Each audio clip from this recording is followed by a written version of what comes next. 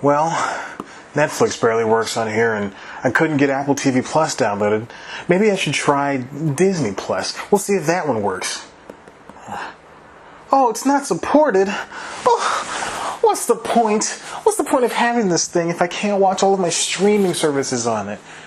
It just makes me want to sing. Somewhere. It's news time. Delivering to you the news you didn't know about, the news you didn't care about, and the news you didn't know you cared about. With host, Chad White. Now, here's that host, Chad White.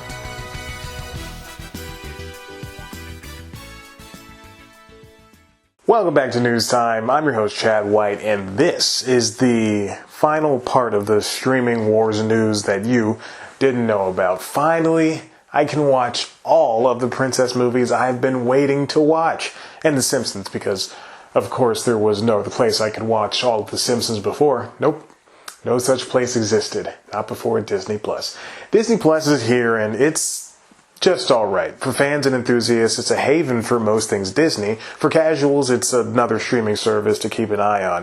For those of us in the middle of the far right and the radical left, good on both sides. Disney Plus is nothing more than a shallow pool in the streaming world. I promise there'll be no more politics. The good is that through all the crap, Disney Plus just works. It works, and that's all any of us should expect. It's been almost a week since launch, and the biggest issues came for a few hours on day one. Since then, the app has been stable. Plus, it's easy to use. Maybe too easy. Also, we now live in a world where the show Bonkers is easy to watch. The amount of people that care about that show are right in front of you, talking about it right now. It does not live up to what it was when I was a child, like most things on Disney Plus. That's what we can say about pretty much of any of the shows and movies on Disney Plus, right? Shows like Timon and Pumbaa or Hercules are never, ever going to be what they were when they premiered. Let's get back to that simple app. It's too simple. Yes, it works, but to the expense of that entire selection of shows and movies on the service can be seen in just a few clicks, swipes, or presses of a controller. Go to movies, start at 101 Dalmatians, scroll for a bit, you're done. What's more is a handful of shows are missing. The Little Mermaid series is there, but Aladdin's show is nowhere to be found. Although there is a crossover the show had with the first season of Hercules, I guess that could count. Disney CEO Bob Iger, real name Robert, but we're so close, who lets me call him Bob? Hey there, Bobo, thanks for watching. Is so confident in this turn to streaming, he's willing to stake everything on it. He led the charge for the company's $2.6 billion acquisition of BAMTech, the same technology they used to stream with. They'd already invested $1 billion into the company in 2015, and BAMTech is what the MLB uses to stream its games. Why did they look outside of the company for streaming in lieu of creating their own? Because it would lead to Disney Plus coming faster and ensure that it works. Imagine if a company started a streaming network only for it to be ugly and unusable for a majority of its existence.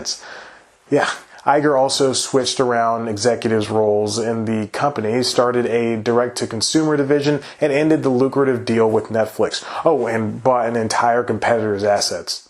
You know, that whole story.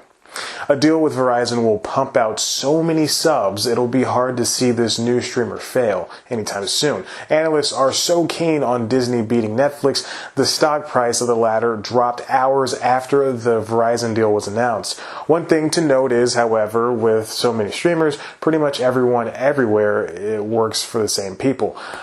For instance, Ryan Murphy and Shonda Rhimes and Kenya Barris may have a triple-digit deals with Netflix, but their Disney Fox shows are still on the air. Before Disney Plus gets too big or too expensive, given the size of the company and the rising costs of streaming services, I fully expect this one to be $15 in at least 5 years. The service should be lauded for its willingness to let the legacy-filled library speak for itself. Just a few originals and a weekly release schedule make things seem controlled and mature, whereas other services like Netflix release things haphazardly and sloppily, giving special attention to some while others just plop on out. Or streamers like Apple TV Plus launched to a semi-closed ecosystem with like 4 shows. Disney Plus may not be the greatest streamer, but it does have the big backing of Disney behind it, and that's kind of what you want, that big old backing. Speaking of big old backings, what you want is to subscribe and check out one of our other videos. Of course, you can always head to the website, cpluscomedy.com, where there are so many great interviews with so many great comedians. You're going to be jealous of me for having their numbers and talking to them and being best friends. You can follow us on Twitter at cpluscomedy, follow me on Twitter at ChadBlackWhite, like us on Facebook, follow us on Instagram, listen to the Constitutionals podcast, and be sure if you write an episode of News Time to write a conclusion paragraph, or else you're going to have to make it up at the top of your head. And that's that.